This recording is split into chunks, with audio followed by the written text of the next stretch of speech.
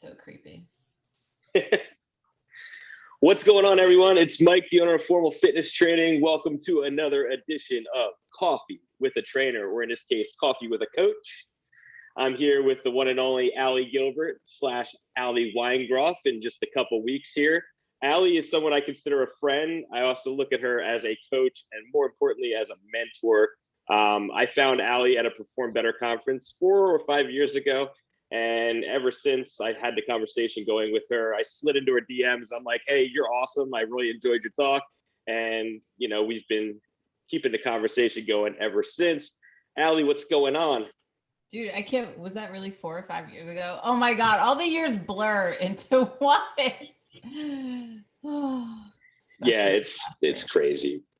So Allie, tell us a little bit about yourself and kind of what you do, and then we'll kind of get into our conversation. So for those who don't know me, please look at my Instagram. It will explain a lot, but I always forewarn people that basically there's a lot of boner talk and testosterone. So the very quick version of who I am is I majored in strength and conditioning or exercise science. And that led me to training golfers, and training golfers led me to training predominantly men, because I grew up in Greenwich, Connecticut, where there's 9 golf clubs and a lot of golf goes on. So golf is a sport. And I was finding myself training a lot of these type A, highly stressed out CEO Wall Street guys. And I was like, okay, so none of them actually ever go to the doctor unless something's like falling off or it's an emergency. And the misinformation surrounding men's health and hormones is so off. I was like, they need somebody. They need like an advocate. And so I kind of dove into learning everything I could about men's health, attended medical conferences, spoke at a medical conference, which was interesting as the only fitness pro, and just networking and building relationships with a bunch of doctors so that I could have the credibility to be able to talk about the stuff that I talk about, which is so blurring the line, as I'm a fitness professional. So I'll tell, people like, I'm not a doctor. I just play one on Facebook. So if you're okay with that, I can diagnose and treat via internet. But that's kind of how I landed in the men's health space, I guess. And now I do remote coaching for nutrition and fitness for people everywhere. Yeah, it's very cool. And I think makes it very unique that you're a female in a male-dominated space, which for me is more comforting. I have a team of 9 people that I consider confidants in my life. You are one of them. And actually 7 of them are females. And those are the people I consider my team, the people I go to for questions, people I go to for just general health, my urologist, my doctor, my massage therapist. Me as a man, I feel more comfortable working with a woman. I know that may be different for everybody, but for me, I prefer working with a woman in general. I'm more likely to take advice from a woman. You know, my wife tells me to do something, I go do it. I'm not a yes man, but I'm definitely more lenient towards listening to a woman than a man. So for me, I think that's a cool thing that separates you from the pack for sure. Yeah, it's and I always get asked, like, what's that like talking about all the stuff that you talk about? Because I do talk about erectile dysfunction and things that people would not really think about talking in a fitness session per se. But I laugh because I'm like, all right, well, my gynecologist is a guy and I'm way more comfortable with him. I think because when I go for an appointment, we talk about men's hormone stuff, but the fact that like you can specialize in the opposite sex and the health and all that and still not be the same person. So the way I word it is, I think what I've been told is my delivery of this type of material diffuses the awkward conversation, makes it normal, like normalizing boners, stuff like that. But also, like, I'm not the wife who is pushing them to go to a doctor, especially if they're resistant. And I'm a woman who is acknowledging that if you have issues with erection strength, quality, consistency, frequency, that is normal, especially in your 20s and 30s, where most guys, if they're under the age of 40, they're like, this shouldn't be happening to me. Am I less of a man? Do I have low testosterone? Like all these thoughts go through their head and they never talk about it. And they're not going to talk about it with your friends. You're not going to talk about it in the locker room. Like, yo, I can't satisfy my wife. No one talks about that. So I do. And I talk about it the same way you and I are just chatting right now. And I think that normality about that type of topic makes them feel more comfortable, because so many guys are dealing with this. And like you said, it's a conversation that happens in the DMs. It's not necessarily in the comments of what I post. So there's not necessarily like an argument or a conversation happening about everybody's erection in the comments. It's in the DMs, and it's professional. It's not like creepy stuff that goes on. It's legit things that guys take forever to actually message me about. And I'm very honored that they chose me to feel comfortable with, because I want to be that safe space advocate for them.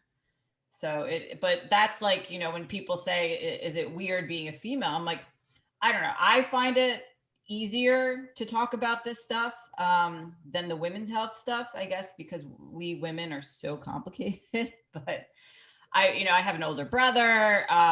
Like I played soccer with guys. I don't know. Daddy issues. I have no idea why it's like my thing, but I enjoy it. Yeah, and I think you're absolutely right. With my inner circle of guy friends, it was very common to talk about, like, supplements you're taking and diets you're on and things like that. But you didn't really want to say, hey, like, I'm moody, or my testosterone's low. But I will say something interesting has happened with me.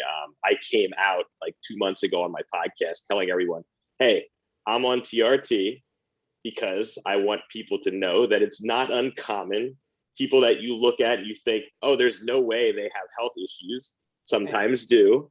And I've actually started talking to men 25 to 55 about it. And I am surprised how many of them have low testosterone that they know about, but they're unwilling to do anything about it for fear of side effects, which maybe we can debunk a few of those today. We don't need to go into a clinical PhD level class about, why it is safe to do TRT if you're doing it correctly.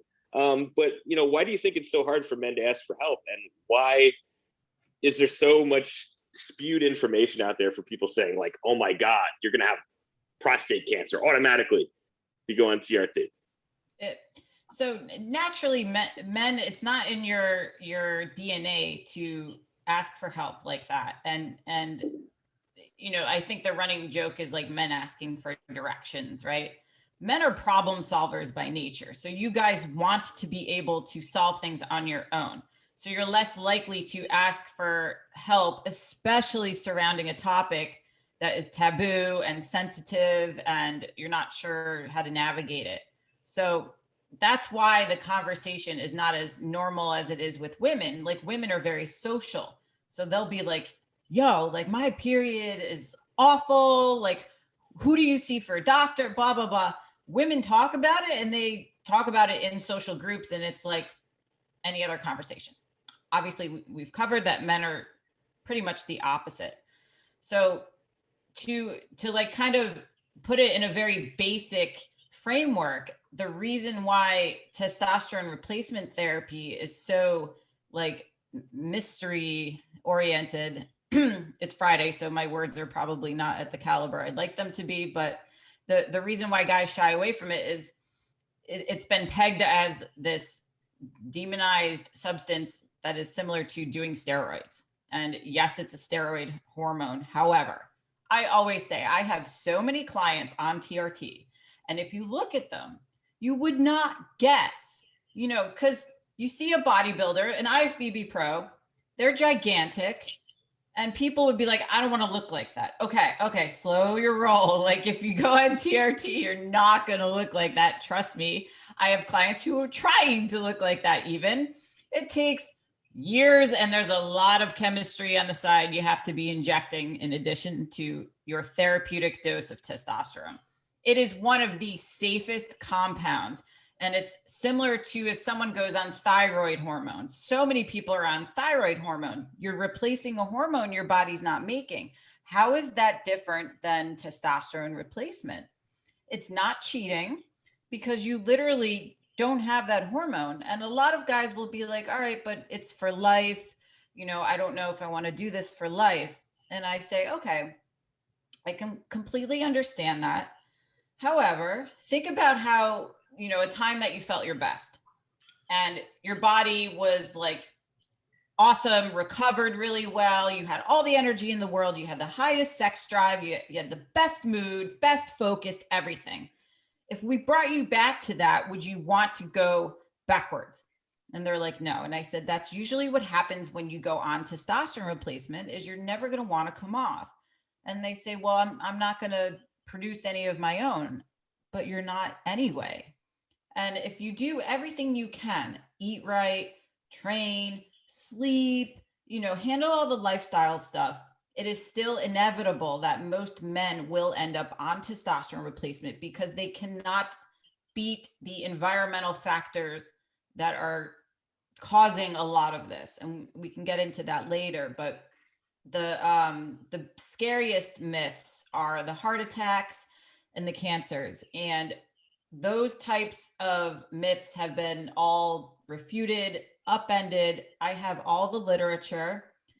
I can send any of you guys want the studies. Like, it does not cause heart attacks. And actually, if your testosterone's too low, you're more likely to have a cardiac event. So that is more of a risk factor. And if you have erectile dysfunction, you're more likely to have a cardiac event, because think about what is needed for an erection is blood flow. You need blood flow, and good blood flow is an indicator of good blood pressure. And if you have really high blood pressure, we're going to have a problem. So a lot goes into, erectile strength other than just testosterone, which is another thing we can get into. And I told you I'd be going on tangents. And the prostate cancer thing. So I've interviewed, a few different guys on that topic, and there are very few progressive urologists and doctors that understand that testosterone is not contraindicated for prostate cancer. In fact, they're actually treating prostate cancer with testosterone at like super physiological levels. Like, it's crazy. And I think you've heard of, when I've talked about this with Dr. Jordan Grant and stuff, like they give guys 500 milligrams in a week because it converts into estrogen, and then it helps kind of kill the cancer cells, which is the complete opposite of what you'll hear from a lot of other physicians and surgeons and stuff. They usually do what is called androgen deprivation therapy. So testosterone is an androgen. So they'll deprive your body of that and estrogen. And so basically you have no hormones. So you're chemically castrated because they want to shrink the cancer and bring the PSA down and all that stuff. Okay, yes, we understand that. However, there's a better way. And there's guys who are on TRT, and if they get diagnosed with prostate cancer, they're usually pulled right off. And that does not have to be the case with every guy. And prostate cancer is something that a lot of guys will die with, but not from, because it's one of those things that it's inevitable. Again, a lot of environmental stuff happening and all that. So those are kind of the bigger scary myths that people hear, and that a lot of their GPs will say, well, it causes cancer, there's no reason to go on it, it can cause a heart attack, blah, blah, blah. And those are what people message me the most about.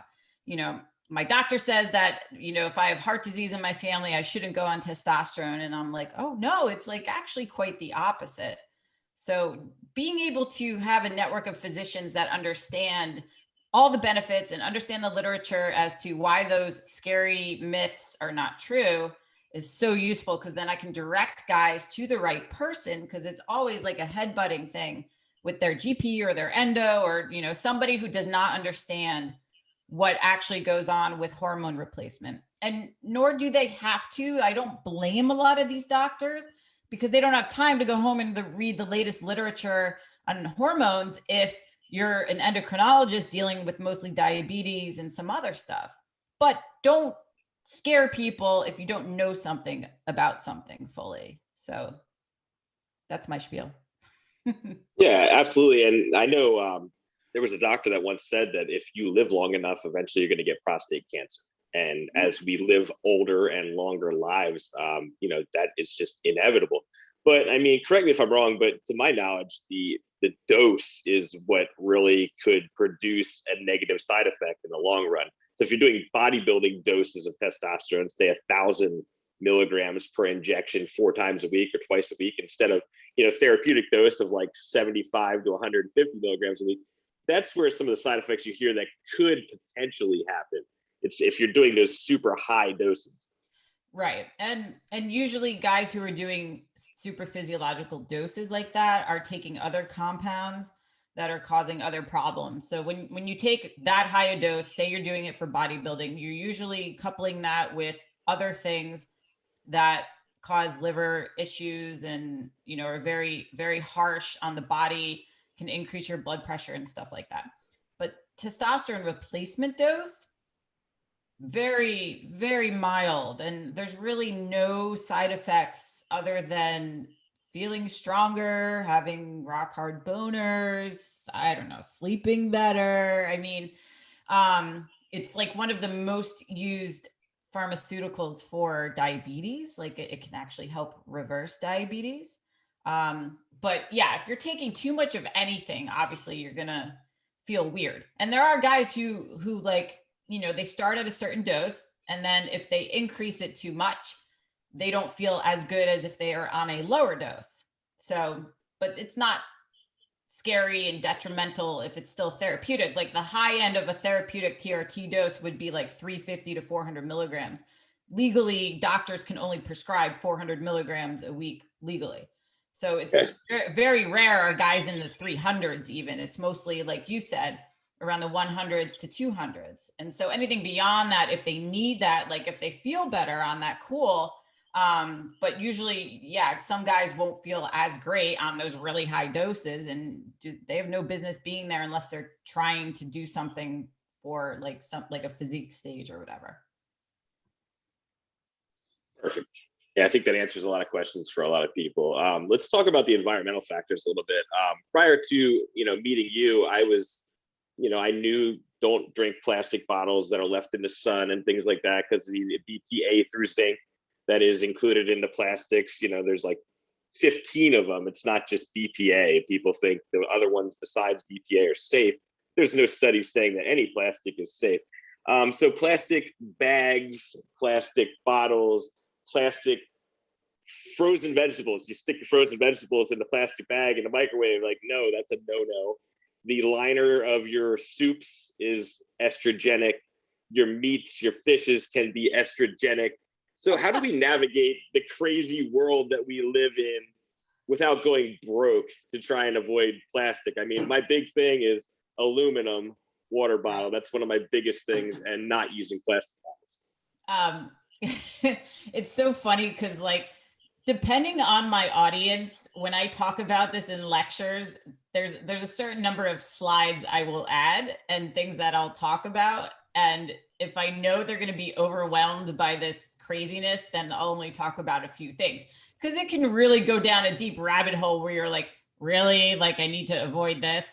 And I always mention how we used to think this was so like tree hugger, like hippies, or the only ones that would carry glass water bottles. Like my friend Don Saladino would always carry a glass water bottle, like a gallon jug. And I'm like, you're such a dork, man. And this is like 10 years ago. And now I'm like, all right, he was onto something. And yeah, stainless steel is amazing. Glass is amazing. So the problem is that there's things called xenoestrogens in plastics and in other different chemicals that have plastics in them, even like, the beauty products, we've all heard of phthalates and parabens and stuff like that, where that was not really common language 10 years ago. And basically they are like fake estrogens entering your body that bind to the receptors and confuse your body into thinking either it's pregnant or you're producing hormones that you're not. So they're very dangerous. And if you heat up plastic, it seeps into your food or your water or stuff like that. And so that's why, like, living in Florida, hot water bottles in the car, I'm like, those are a big no-no. And with the BPA, like you mentioned, yes, there's BP, any other letter in the alphabet, and they can add that. They just don't have to disclose that. So It's actually, BPA is illegal in many foreign countries besides the US. And so one of the things that has a lot of BPA on it is receipts. Like when the receipts come out of the machine, they're very hot and wet. There's a lot of BPA on it. So the fact that CVS gives you like a full scarf of a receipt, you don't want to really touch that. And so when I first started talking about that, all my friends were like, "Oh my God, people at any store think I'm so crazy because I like throw the receipt back at them and I don't want to touch it." And so obviously, you could roll your eyes at this and everything, but little things add up. That is the whole point. Like there's estrogens in food dye, and red 40 and red 3 are the biggest ones. Do you really have to worry about it if you're sipping on a pre-workout like once a week? Probably not. But like if you're hyper dosing with red food dye all day long, yeah, maybe we need to. But it's the collective avoidance of all these substances. So if we, get rid of like our red food dye stuff, and then if we switch all our Tupperware to glass, and then if we use bath and beauty products that are, free of parabens and phthalates and stuff, we're just changing our exposure to these types of chemicals. And there's a great book out there called Estrogeneration by Dr. Anthony J. And it will make you not want to leave your house and not want to do anything because he talks about all this stuff and you're just like, what but it's so true. Like the estrogens in our water, those don't get filtered through the Brita in the fridge. Like, women who are on birth control on synthetic fake estrogens excrete it in their urine, and that goes into the water system. And so you can tell, like, marijuana and lavender oil and things that are estrogenic, like you can name a lot of stuff to the point where people are like, yo, this girl's crazy. Like, do I really have to worry about this? And I tell people, listen, change out your products because you're using those every day, especially women. You're using lotions every day. Men, I know you guys love like having the shampoo, the conditioner, the shave gel, the motor oil, all in one thing, but make sure it's free of like your phthalates and parabens. And then when it comes to food quality, like that gets expensive. And I always laugh because I'm like, yeah, I was that trainer who was like, you have to get wild caught fish and you have to get grass-fed beef and blah, blah, blah. And now I'm like, the food quality in America, the farming culture, like it's so nutty. It really doesn't matter. Like, all right, if we can get local grass-fed beef because the farm, amazing. Otherwise, if you buy it from the supermarket, they can literally take the cow in the pasture, feed it 2 strands of grass, bring it back in and say it's grass fed. It's really so free. I have a client who's going through farming school in Hawaii right now, and he's telling me like all the crazy stuff. So if you can't afford it or you don't want to waste the money on it, like that's fine. I buy regular ground turkey. Like I don't really worry if it's organic or not. And I laugh when fitness professionals will post like their food and they'll be like, 93% grass fed. I'm like, why do you have to say it's grass fed? Like, does that, it positions you in an elitist way sometimes where it's like, well, what about people who can't afford that? Are you saying that that's bad? Are they failing if they can't buy grass fed beef? And I know this is like a major tangent, but that's one of the things that people are told. And so there is a hit list of different foods that you would want to get organic, especially with produce and what they're sprayed with. But when it comes to the conventional meats, like you don't have to completely avoid them in order to be successful. You can still get your protein in. So if we can lower the barrier of entry to people having a successful health journey, then let's do that and not tell them they only have to buy these super expensive wild caught massaged and facial food. Like it doesn't, have to work that way. So that's like one of the big ones. And there was another book or article, and I'm totally losing my mind that I can't think of it. But in Dr. J's book in Estrogeneration, he talks about the EWG, which is an app that you can download, the Environmental Working Group. And that'll give you the list of all products that are more carcinogenic versus others. Like sunscreen's a big one. If you want like the top pesticides to avoid for your produce. The lists are on there, like, and it's very handy, and you can just pull it up and whatever. They have like, you know, the top 12 or the dirty dozen or whatever. Other than that, like, you know, don't be afraid to touch your receipt one time or twice, you know, it's okay. But like, I'm just providing the information and just saying like, it's the little things that add up, you know, like reducing screen time, all those things. I know that was, yeah, that's all. No, that's really good. And you know, one funny side note is every time we go out and they give me the option of, do you want the receipt? It's an automatic no. But if they hand me the receipt, I'm kind of just like, yeah. Oh yeah, me like, too. and my wife makes an ass out of me. She's like, what the fuck is the big deal? I'm like, I don't want you touching it either. I don't want to touch it. I don't want you touching it. Just like, and like, if there's a trash can there, like I'll take like something and just try and like grab it with something else, drop it in the trash can right there. But anyway, you know, I think circling back, when we talk about like HDL versus LDL, now this is gonna sound weird, but I'll bring it back, I promise. Okay. HDL is basically what you need to make sure your LDL stays in balance. So the more HDL you have, the less LDL by byproduct you will most likely have. Now, that goes back to TRT, right?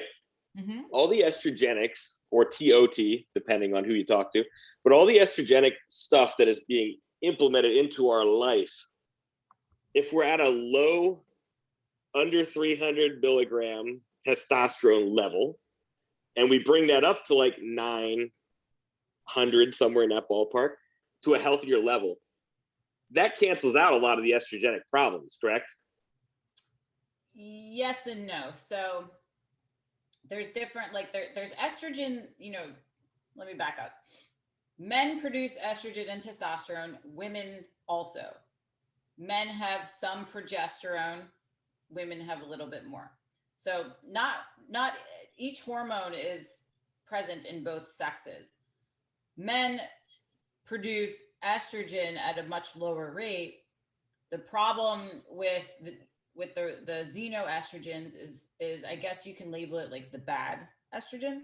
So if a guy is not on testosterone replacement and he has significantly higher estrogen compared to his testosterone, that is a problem, versus a man who is on TRT and he has high estrogen because the testosterone he takes gets converted into estrogen.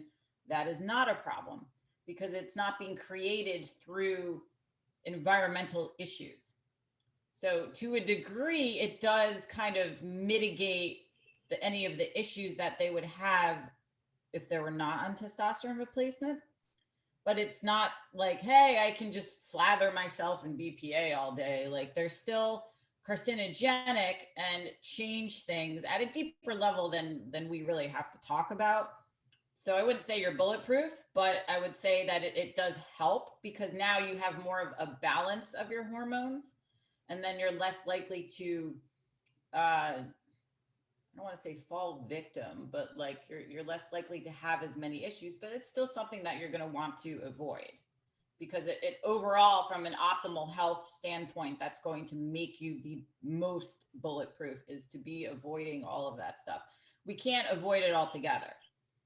So it's going to be around us no matter what, but it's a different estrogen on TRT, as you know, versus the estrogens that are like entering our body that have, you know, oh, I'm going to bind to this receptor, even though it's a testosterone receptor or whatever, and just screw up like our hormonal balance.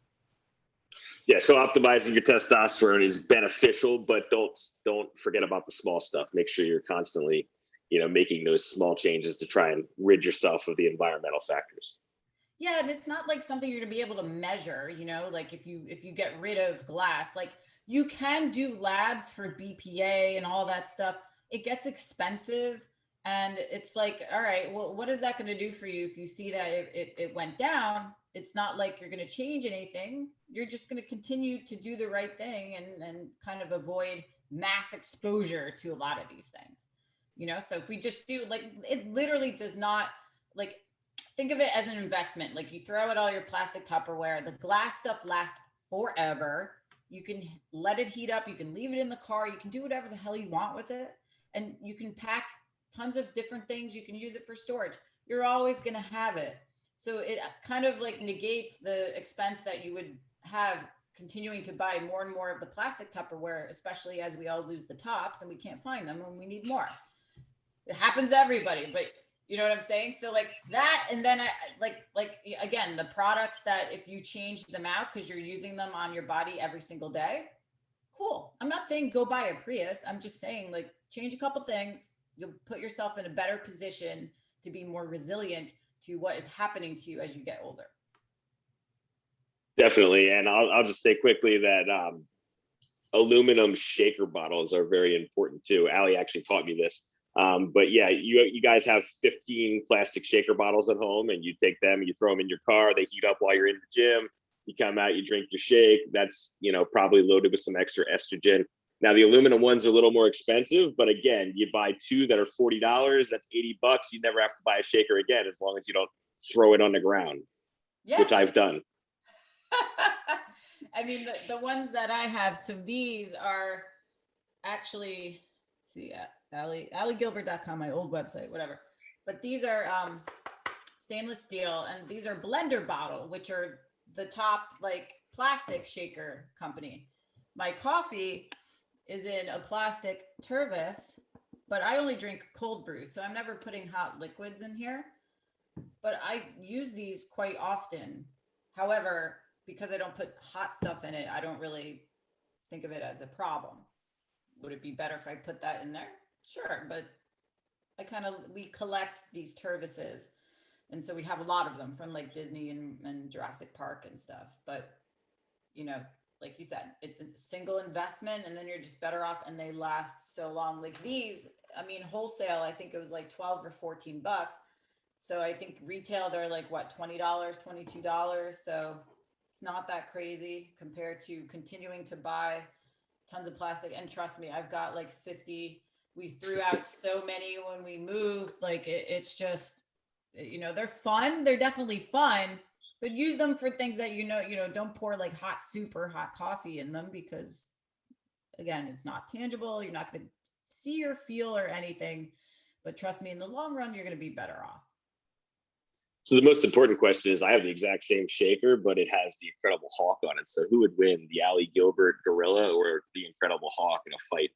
I have to send you one of these then, because I can't have you having the Hulk. Though we have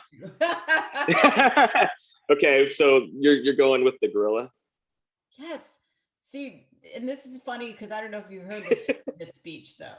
So like everyone's like, okay, for those watching, see this gorilla. I had him drawn for me specifically from an artist at Marvel, and he's my logo.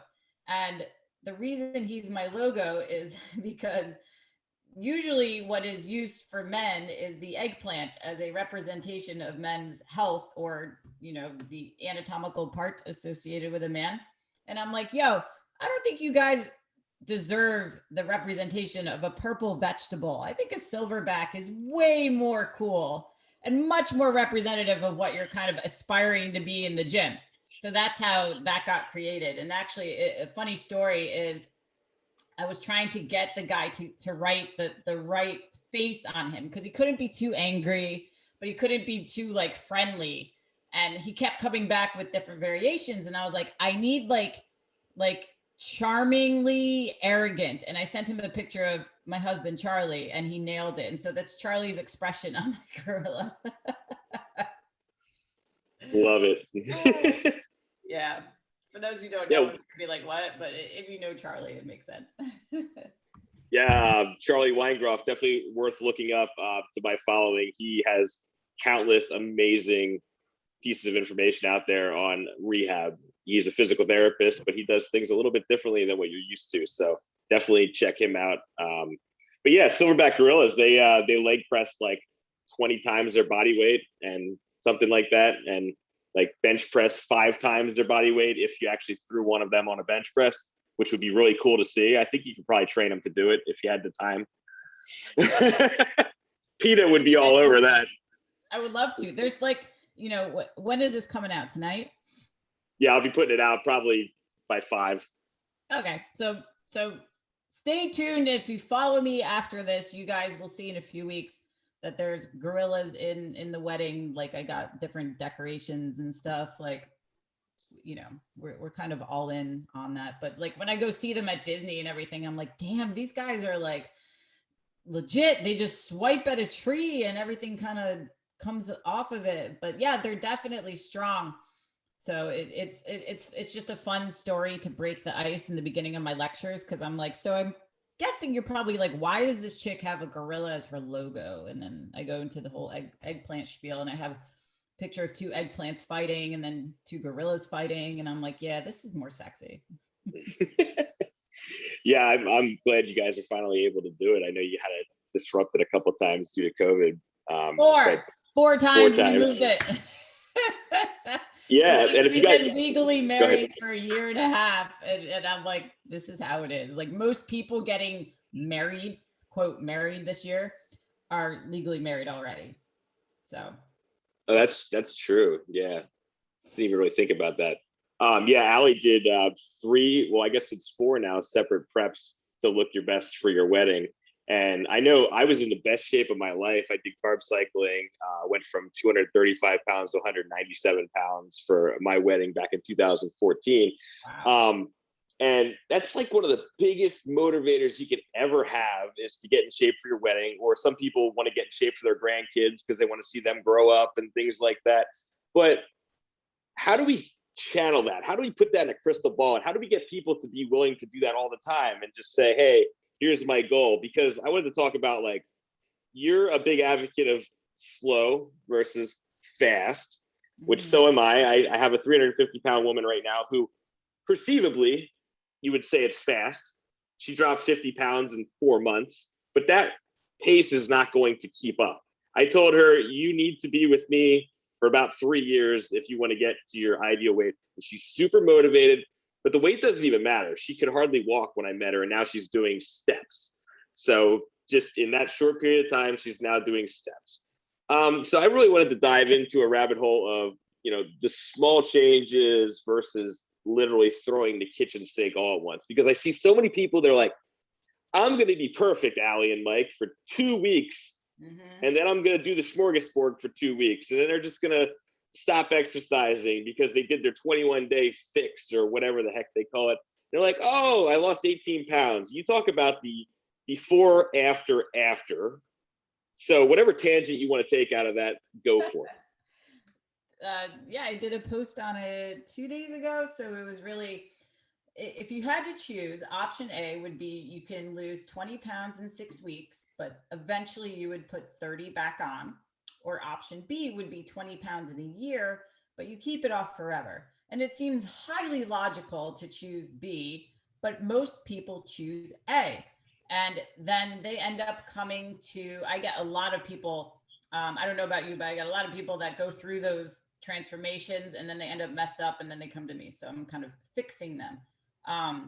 So the problem with this is that I understand the 2-week period that everyone seems to have that fall off is because the initial results they see within those 2 weeks come to a screeching halt. And that's when it starts to get hard. Now, the heavier you are and the more weight you have to lose, you can go a little bit faster than somebody like, you know, myself. I'm extremely lean right now. I need to go as slow as freaking possible, right? So the leaner you are, the slower you have to go, because it's more likely to be muscle mass if you're losing it at a very rapid rate. Just that's what physiologically happens with the body. Just like when the scale goes up overnight, you can't gain body fat that quickly. But we're all married to what the number on the scale says, and we all lose our mind if it goes in the direction we don't want it. So I think Biggest Loser was really what kind of set the tone for this type of approach. Yeah. I mean, and like how many years ago was that? Like 15 or 10 or whatever? I think they're still doing it. Yeah, they are. It's just different trainers. So in my lectures, I talk about how, you know, I throw up 3 or 4 photos of contestants 10 years later, 8 years later now. They've all gained a lot of the weight back. Granted, all they did was exercise for like 8 hours and blah, blah, blah. But that was a massive deficit. And the problem with that is when you eat below what your resting metabolic rate is, which is the calories you burn just sitting here, like you and I talking, your body can't use energy for anything other than keeping you alive.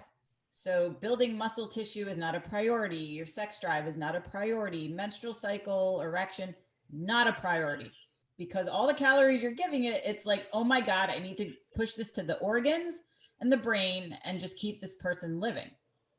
And so when you go into that deep deficit, you lose a lot of muscle mass and you do lose body fat. And there was a study done of the biggest loser. It was six or eight, I can't remember now, but I think it was 6 years later. They still had not recovered their metabolic rate. And usually that's what happens when someone does like a reverse diet or they gained weight back after a very deep deficit.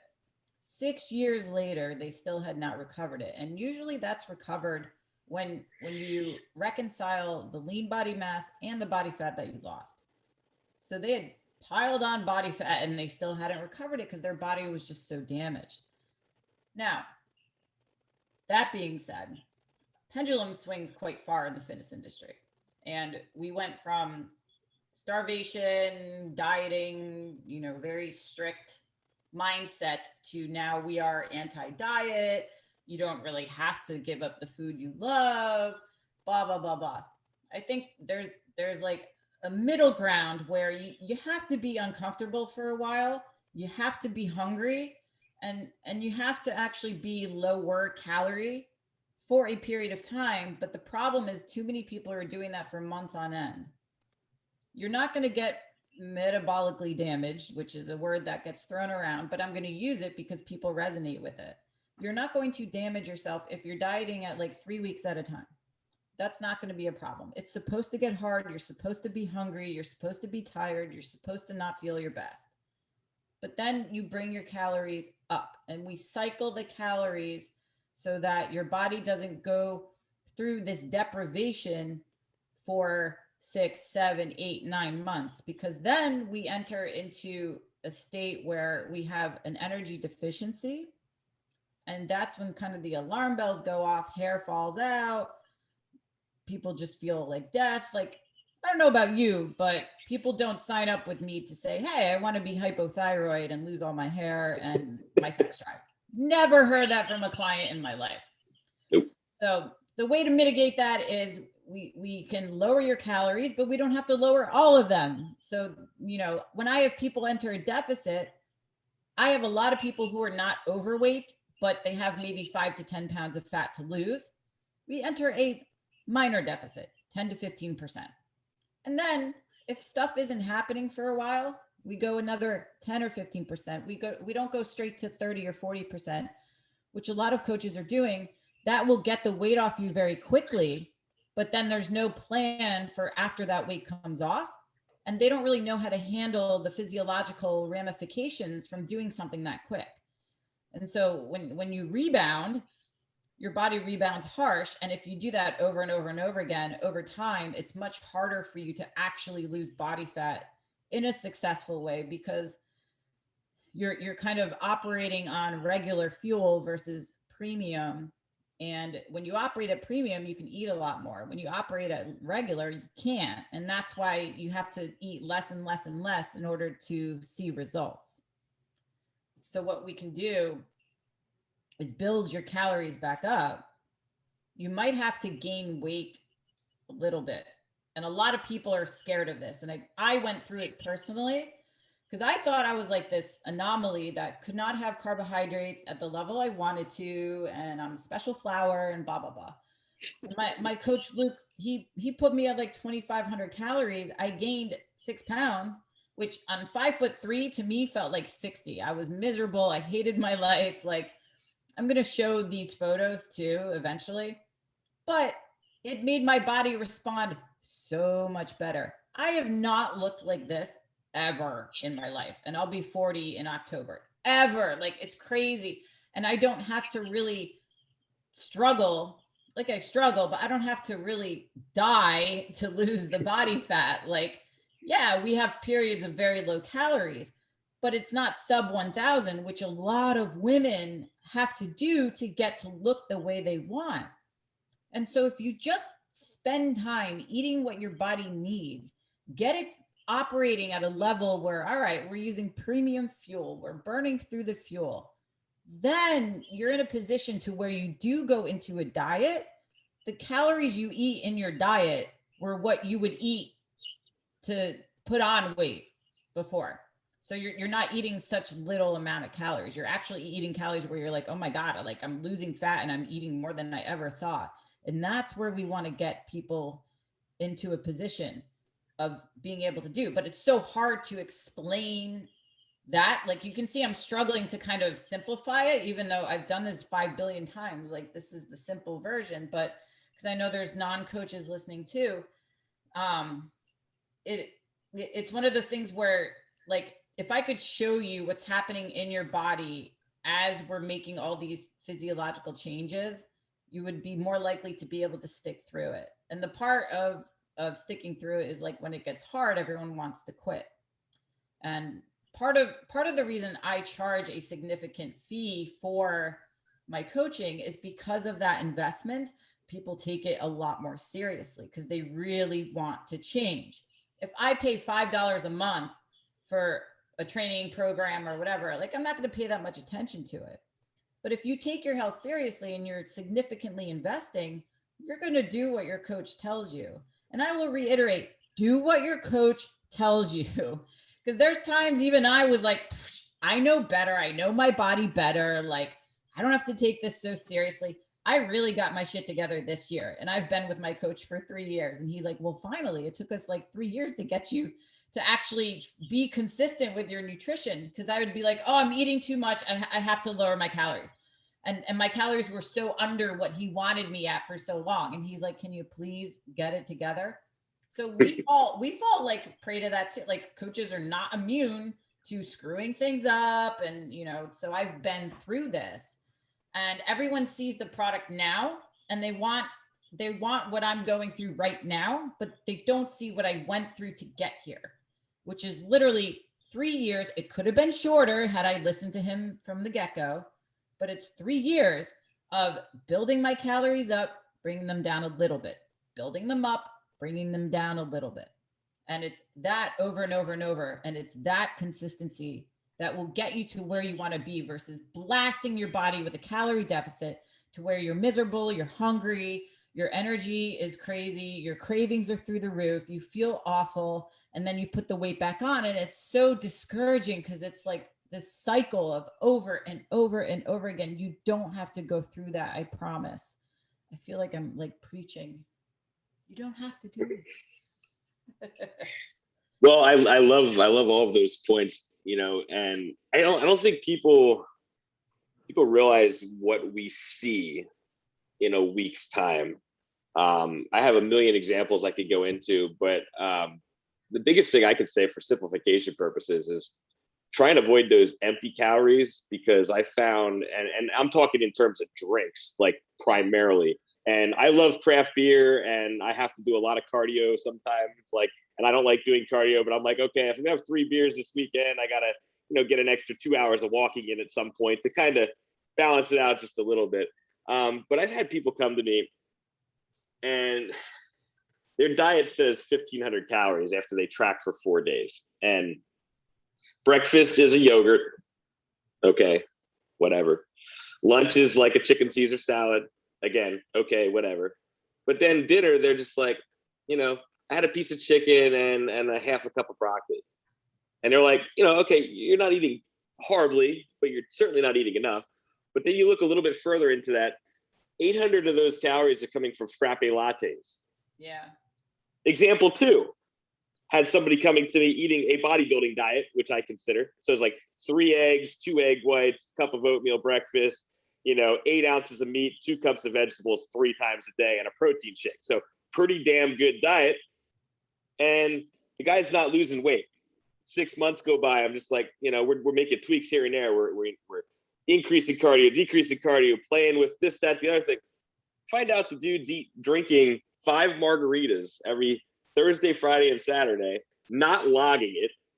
So you know what that means. 3,500 calories Thursday, 3,500 calories Friday, 3,500 calories Saturday in alcohol and sugar.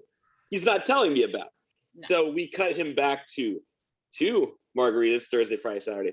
Dropped 27 pounds in about 3 months. Amazing. And just did nothing else, just because his diet was good. And I kept saying to him, your diet's good. I don't know why you're not losing weight. I said, you might want to go to your doctor and figure out what's going on, because I don't know. This doesn't happen. Yeah, usually it's something like that. Or you know what else is a lot of the times people don't think to log the oil they cook with or milk they use in their coffee, even if it's like almond milk, that adds up very quickly. And so I tell people log everything that goes in your mouth, even your supplements too, because supplements can have carbs and like fish oil is fat, you know, you have to log everything. But yeah, that happens quite often. And then they're like, oh, I didn't think I need to log that. Like, you know, no, you got to log your alcohol. Yeah. And I mean, just simply something you said to me a couple of weeks ago, and I was just telling you, like, you know, I cut back from like 15 beers a week to 8, and you're still like 8 beers is no bueno. So now going on like a self-imposed 4-week beer hiatus. I'm not drinking, but I'm going to do like rum and Diet Coke, a couple of those maybe Friday and Saturday instead, which is dropping my calories from like 4,000 excess calories a week to like 1,200. So it's progress. It's not perfection, but I'm all about the whole progress idea. Yeah. And again, don't let, you know, I told a client last night, don't let perfect be the enemy of good. You know, doing what you can, and you don't have to be perfect. Nobody has to be perfect, right? If you want to step on stage in a few months, okay, we've got to cut a lot of stuff out. But if alcohol is the one factor that is keeping somebody from their goals, they either have to accept that or find a way to work around it, but not in the way that people think like, oh, I can lose fat and drink. Just understand what it will do. You know, it's 7 calories per gram. So it's not so much that it's an instant fat store, but it's a fat burning suppressor. And so when we drink alcohol, it gets preferentially metabolized by the body. So anything you eat with it is kind of like, oh, hey, like burger. All right, we're going to put you over here. Wait a second. I need to use this alcohol because it's very quick energy and it's a toxin. I got to get rid of it. So I might use you later, but I might just store you. And so I tell clients, if you're going to be drinking, have protein and vegetables with your drinking. Don't do the starch and don't go heavy on the fat if it's extra. Like a lean protein with some vegetables, boom, you'll be okay. But again, I would forego dessert or a lot of starch just because you can kind of take advantage of the thermic effect of food, eating more protein and then drinking, and then you'll be okay. And you can still have a life and you can still get away with what you want and all that stuff. So. Yeah, I think we covered a lot of ground here, Allie. I wanted to, so if you're at a Perform Better conference, you have a line of 50 people and you have 1 minute with Allie Gilbert and you say, Allie, I want to improve my health or my life. What would you tell them? Oh man, that's a lot of pressure. So, you know, I would say the first step would take inventory of your habits and your food and see where you're at with that, and move every day. You know, I think we've taken for granted the 8 to 10,000 steps. It's sufficient. You know, do that, lift some things a few times a week, and then recover as hard as you train. I mean, it's very simple. We complicate it. We complicate it a lot. And it doesn't have to be. So, and sleep. I can't give one. It's got to be like multiple. Oh, definitely. I think I sent you something a week ago and it was something similar to that. And I said, you know, fix your sleep first, then think about your stress and how you can adjust that. Move more. If you're walking 5,000 steps a day, maybe tomorrow do 5,500, do that for a week, work your way up to 10,000. Don't go give yourself shin splints if you're hardly doing anything right now. Yes, you can get shin splints from walking. I'm a 234-pound man. I understand how that can happen pretty quickly. Yeah. But yeah, and then from there, it's make small, sustainable adjustments to your diet. Yeah. And It's more focus on the things you can add to your life. Don't focus on the things you feel you need to take away. And I think that's where a lot of people get stuck, is they're like, I have to give up X. And it's like, yeah, like if you're eating cookies every week, that's awesome. Add some chicken breast to that. Like, granted, it's contextual, but if you can add walking, if you can add more, massages, or if you can add more time in the gym, if you have none, I'm not saying train 7 days a week, but look at things that you can add to enhance your life versus things that you have to take away, because that kind of comes with a negative connotation. Yeah, definitely. And we could probably talk for hours and hours and hours, but I try and keep it right around an hour. I want every one of my friends and followers to follow Allie. You're going to learn a lot from her. We're like those type of trainers or coaches that try and put out information to help even those who aren't working with us, because we're in it for the right reasons. We're not in it just to get rich and not care about people. We're in it because we care about people. So we'll give Allie just a second to tell you where to find her, and I'll put some of that in the show notes as well. But Allie, thank you very much for joining me. Glad we're friends and we're able to communicate the way we do. And, I appreciate everything you do for me. Dude, I was honored that you had me on. Actually, I think I invited myself. So yeah, you did. I was like, really? You want to be on? Okay, let's do it. Yeah. So thank you for allowing me to invite me. You guys can find me on Instagram, is really where I'm most active content wise. And the handle is @the_Allie_Gilbert. And it will probably stay like that. I don't know. I'm going back and forth with my last names here, my plural last names. I'm on Facebook, and I don't really go on Twitter, but all my Facebook things or Instagram things go to Twitter. I don't know. Instagram. And then my website is allieweingroff.com. But if you put that in the show notes, it'll be easier for them to spell. Weingroff. Yeah, I can do that. Perfect. Gilbert's pretty easy, but yeah. So Instagram, slide in the DMs like Mike did. Look forward to meeting you all. Yeah, and if anybody has any questions for Allie or myself, you send those on the social media posts, and one of us will get back to you for sure, if not both of us. And thanks for tuning in. We'll catch you next time on Coffee with a Trainer.